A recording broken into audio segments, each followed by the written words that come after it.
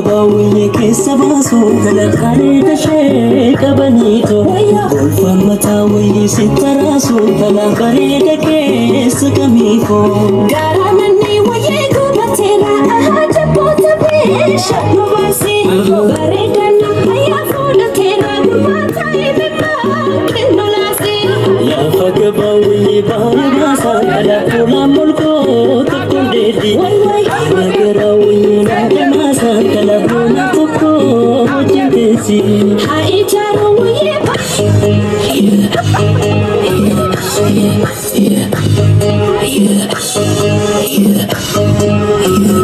Koya shunge, me chim chim kona. Koya shunge, me chim chim kona. Koya shunge, me chim chim kona.